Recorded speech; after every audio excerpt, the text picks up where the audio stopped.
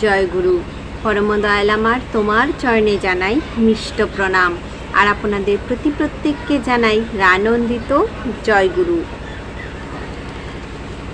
দোল চলে এলো, তো দোল আমরা কেন পালন করি জানেন?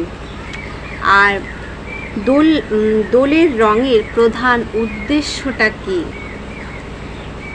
কেন এবং এই রং আমরা গায়ে কেন লাগাই?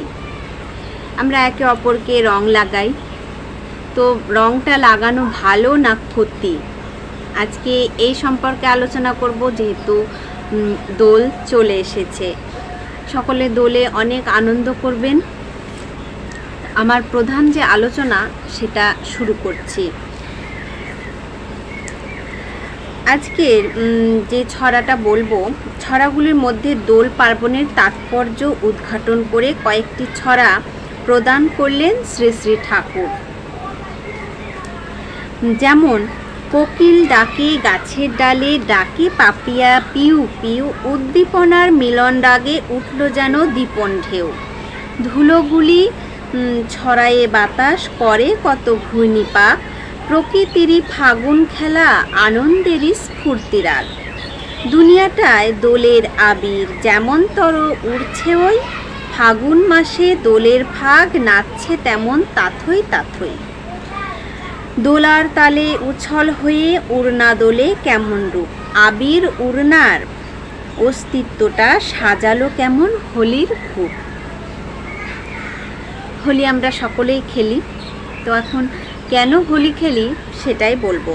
কিছু ছড়া দেবার পর উপস্থিত দাদাদের সাথে ওই প্রসঙ্গে আলোচনা করছেন শ্রী শ্রী ঠাকুর। আলোচনার পর আবার ছড়া দেওয়া চলছে।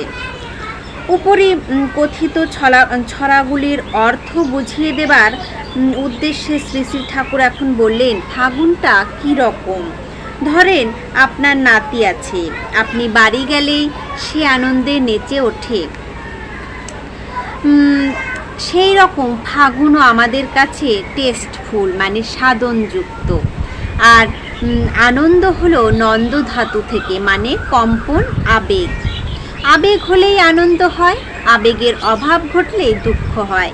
তাই আবেগের জোয়ারে আছে আনন্দ, আর ভাটায় দুঃখ।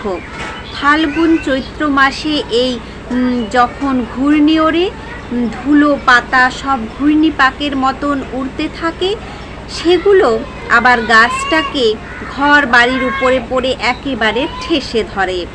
এই ধুলো পাতা খড়কুটো যে পরে গাছপালাগুলিকে যেন হোলির রাজা সাজায়, আর ওরই অনুকরণে মানুষকেও নানা রংচং মাখিয়ে হোলির রাজা সাজানো হয়। এই ঘূর্ণি আবার কত রঙ্গ করে, মানুষের মাথায় ছাতা থাকলে তা টান দিয়ে নিয়ে যায়। এখানে ঠাকুর বোঝাতে চেয়েছেন, যেমন আপনার নাতির সঙ্গে দাদুর যে সম্পর্ক, দাদু এলে যেমন নাতি নেচে ওঠে, ঠিক তেমনই যখন হোলিটা আসে বা যখন দোল উৎসব আসে, তখন আমাদের মনও তেমন টেস্টফুল, তেমনই আমাদের মনটা সাধনযুক্ত, আমাদের মনটাও কিন্তু নেচে ওঠে। তারপরের ছড়া, বসন্তেরই আবাহনে ওই পরে বাসন্তী শাড়ি, দুলে দুলে উচ্ছলতায় ঘুরছে কত সারি সারি। এ ব্যাপারটা কেমন বোঝাতে যে দয়াল ঠাকুর বললেন, ফাল্গুন মাসে গাছের পাতাগুলি হলদে হয়ে যায়, আর চৈত্র আসলে ঝরা আরম্ভ হয়। এখন ওই যে পাতাগুলি হলদে হয়ে আছে, দেখলে মনে হয় গাছগুলি সব বাসন্তী রঙের শাড়ি পরে আছে। প্রকৃতির দেখা দেখি মানুষের মধ্যেও ওই বাসন্তী রঙের শাড়ি পরার চল আসলো। তাহলে এখান থেকে আর একটা প্রশ্ন পাওয়া গেল যে আমরা যে এখন দোল উৎসবগুলোতে হলুদ রঙের শাড়ি পরে যাই, সেগুলো কিন্তু আমাদের গাছগুলোর কাছ থেকে শেখা। এই বসন্তকালে গাছের পাতাগুলো সব হলদে হয়ে যায়, আর গাছগুলোকে মনে হয় যেন হলদে শাড়ি পরে আছে। তো তেমনই আমরাও কিন্তু এখন দোল উৎসবে হলুদ রঙের শাড়ি পরি। অনেক স্কুলে অনুষ্ঠান হয়, তো সেখানেও বাচ্চারা যারা অনুষ্ঠানে যোগদান করে বা এমনি যারা করেও না তারাও কিন্তু হলুদ রঙের শাড়ি পরে, মায়েরা পরে। তো এই যে একটা উৎসব, এই উৎসবগুলো যখন আমাদের জীবনে আসে আমাদের মনটা কিন্তু আনন্দে পরিপূর্ণ হয়ে যায়। নিষ্ঠাদূতির দোতন আলো ঢুকলো রে সব অন্তরে, আনন্দেরই রসালো লীলা ঢুকলো হৃদয় কন্দরে, সাধন ক্রিয়ায় থিয়া নাচছে উচ্ছ্বসিত ফোয়ারা রসের, ইষ্টযোগের নিষ্ঠা নিয়ে পান করে সব হাওনা ঢের। এই ছড়া দুটির সম্পর্কে শ্রী শ্রী ঠাকুর বলেছিলেন, স্থির ও চরের ভিতরে নিয়ত চলেছে আকর্ষণ ও বিকর্ষণ, বিপরীত প্রান্তদ্বয়ের এই দোলায়মান অনুচলনই হলো রসনাচন বা দোল লীলা। তাই দোল পার্বণ আমাদের রিমাইন্ড মানে স্মরণ করিয়ে দেয় সেই পুরুষোত্তমকে, তার সাথে যুক্ত হওয়ার আবেগ বাড়িয়ে দেয়। রসের ঈশ্বর যে জন তোমার, তিনি মূর্ত হন রসে, নাচের তালে অমৃত বয় বস্তু আসে জীবন বসে। শ্রী শ্রী ঠাকুর বললেন, তোমার যা কিছু আছে তুমি যদি সেগুলিকে পুরুষোত্তম যেমন চান সেইভাবে ব্যবহার করো, তখন ওইগুলি হয়ে ওঠে জীবনের পক্ষে স্বাদু, মধুময়, অমৃততুল্য।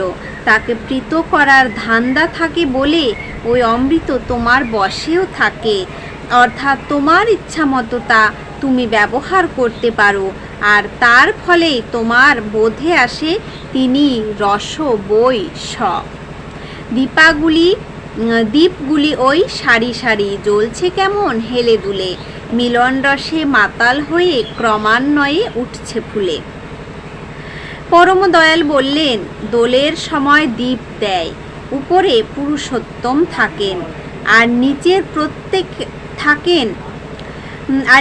প্রত্যেক থাকে দ্বীপ থাকে। তাহলে উপরে থাকে পুরুষোত্তম আর নিচের যে থাকগুলো থাকে দ্বীপ।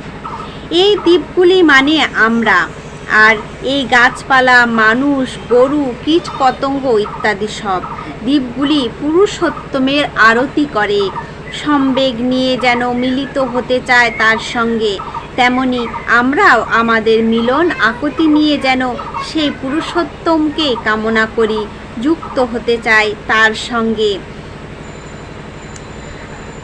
ঠাকুর এখানে বলেছেন, শ্রী শ্রী ঠাকুর, যে উপরে থাকেন আমাদের পরম দয়াল শ্রী শ্রী ঠাকুর পুরুষোত্তম, আর নিচে থাকে দ্বীপ।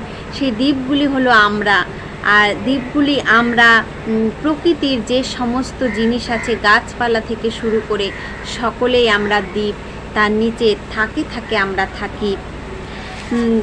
তাহলে দোলের প্রধান উদ্দেশ্য কি নিশ্চয়ই বুঝতে পারলেন।